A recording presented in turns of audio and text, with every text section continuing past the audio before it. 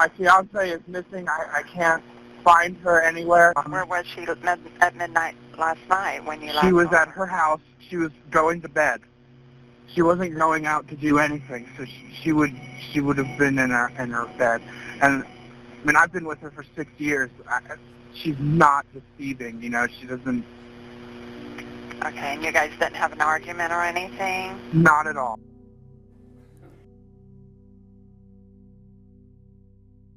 That 911 call at 9:56 p.m. marked the beginning of a tragedy that would last more than a decade.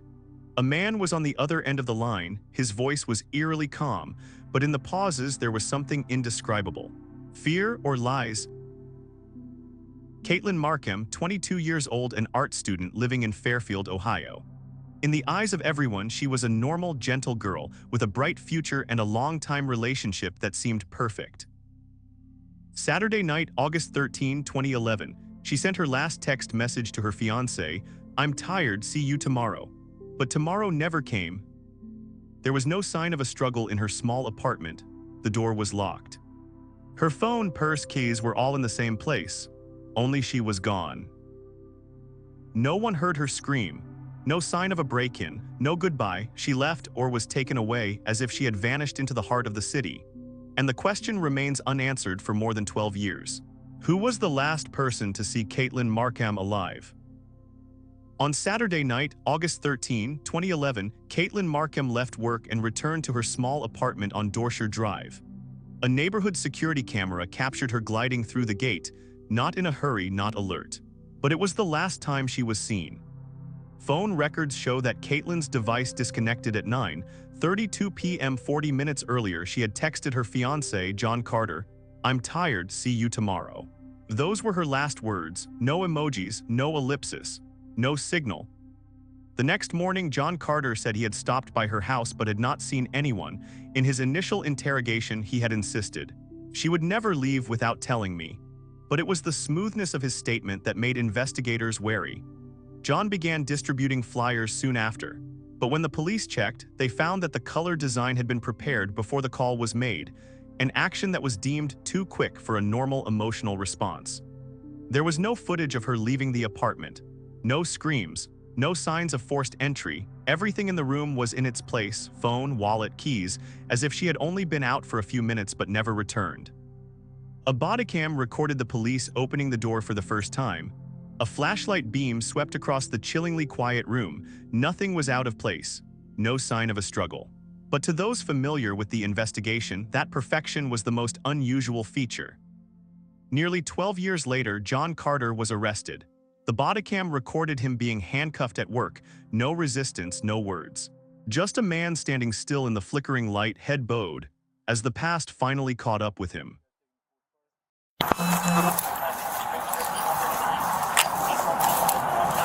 You got that one.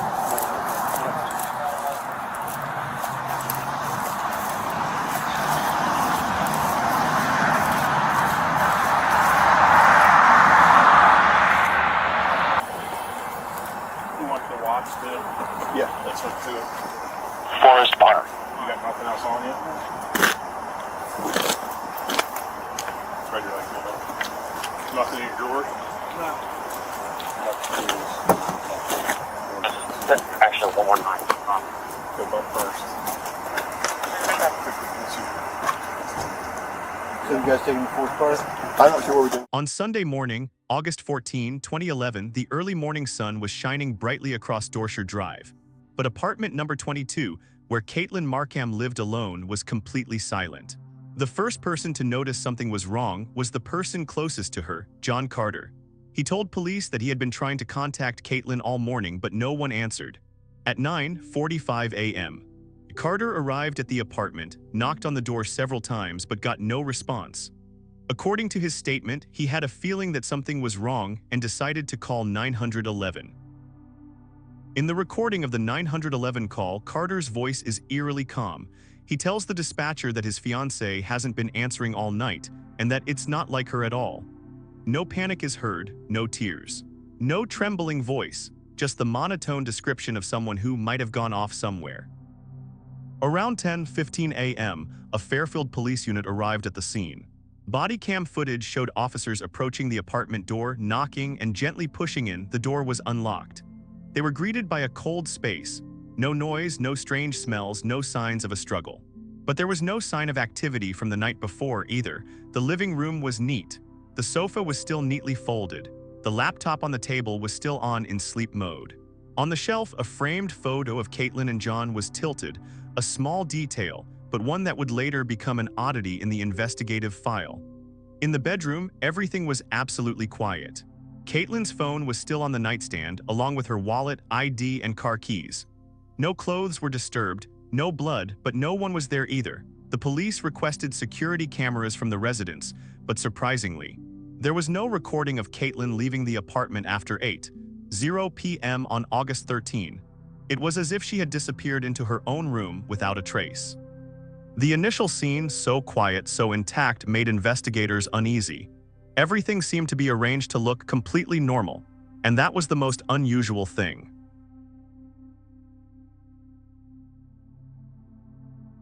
On April 7, 2013, nearly 2 years after Katelyn Markham disappeared, a man picking through a wooded area in Cedar Grove, Indiana, more than 30 miles from her apartment, discovered a human skull among rotting leaves. Fragments of bone were scattered around, weathered but still intact. There were no clothes at the scene, no personal effects, no blood or signs of burial. Everything had been laid down, not hurriedly, not hidden, as if someone had intended for it to be found, but only after a certain amount of time had passed. The medical examiner later identified the body as Katelyn Markham, based on dental records and DNA samples from her parents. Experts were unable to determine the exact cause of death due to the advanced stage of decomposition, but no gunshot or knife wounds were found. The strangest thing, the body had no soft tissue, but the skull was still intact, indicating that the victim had not suffered a severe blow to the head and may have died of a hard-to-detect cause like strangulation or asphyxiation. Not a hair, not a trace of blood, not a stranger's DNA, but that silence opened a door leading straight to the person who said, "She never disappears without warning." From the moment Katelyn Markham's disappearance was reported, suspicion had quietly focused on one person, John Carter, her longtime fiancé, who was also the last person to admit to having had contact with her. Although there were no signs of crime, no witnesses, no DNA, the investigators' professional instincts made it impossible to ignore one thing: John's overly calm demeanor, even when the girl he claimed to love disappeared without a trace. Just one day after the 911 call, on the morning of August 15, 2011, John Carter sat in the interrogation room. He was completely cooperative. His voice was even, his eyes looked straight ahead. His testimony was clear. He told them in detail about their years-long relationship, about their planned October wedding, about the shared hopes they had nurtured. And then, a phrase repeated over and over again like a refrain: "Katelyn would never leave without telling me." To many, it was the affirmation of a sincere lover.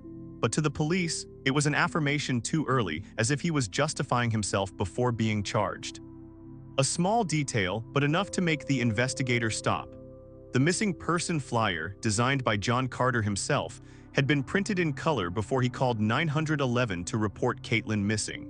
No one in their right mind would think of designing a flyer when they didn't believe that their loved one was in trouble. Even less could they print it in color, fully prepared, before calling the police. It was a sign of calculation. He wasn't shocked, he was prepared. The police returned to Katelyn's apartment where they had entered on the morning of August 14. Everything was the same: phone, wallet, keys, all in the right place. The apartment showed no signs of a struggle or forced entry.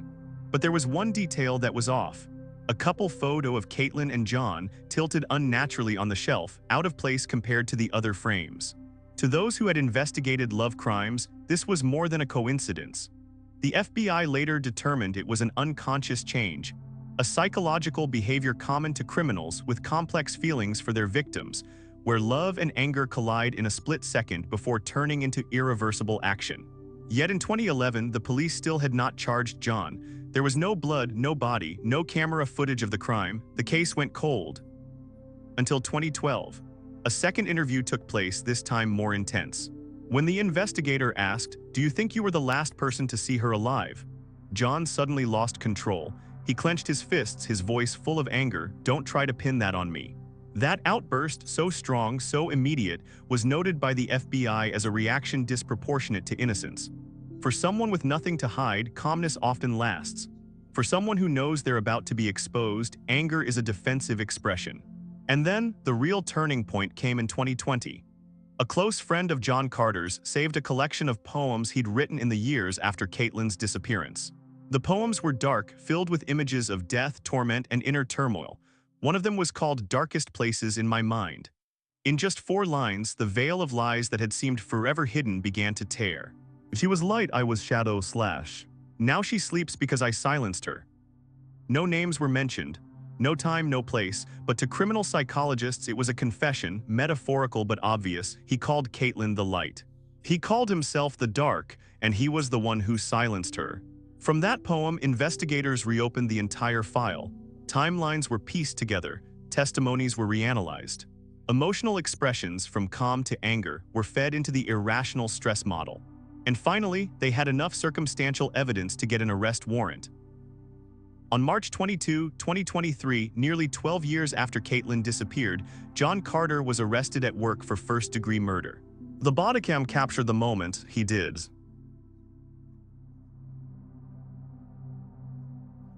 After nearly 12 years of silence, on August 21, 2023, John Carter officially appeared in Butler County Court, Ohio, charged with first-degree murder. The small courtroom was packed with reporters, local residents, and Katelyn's relatives, people who carried a decade of hope and anger. John entered the courtroom dressed formally, purple shirt, khaki pants. No longer the dazed person he appeared in the bodycam footage when he was arrested, he sat upright, expressionless, as if this were a routine meeting. But his eyes darted around, avoiding any direct gaze from the victim's family. The prosecutor opens with what were once small details: Carter's dark poem, his unusual demeanor during interrogation, and the strange setup of the crime scene, all of which gradually piece together an undeniable picture. The prosecution argues that John Carter killed Katelyn in a moment of rage in his apartment, then hid the body for months before dumping it in an unknown wooded area in Indiana. The defense attorney doesn't deny the affair but argues that there's no direct evidence, no weapon, no DNA, no witnesses. But the prosecutor counters: just because there's no blood doesn't mean there's no crime.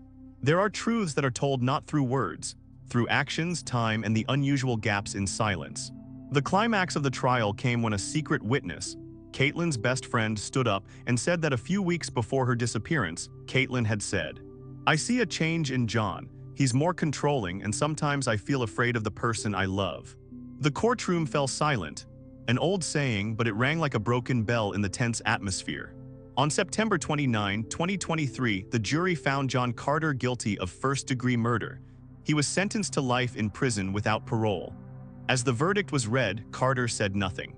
But behind him, an entire family burst into tears, not because of loss, but because the truth had finally been called.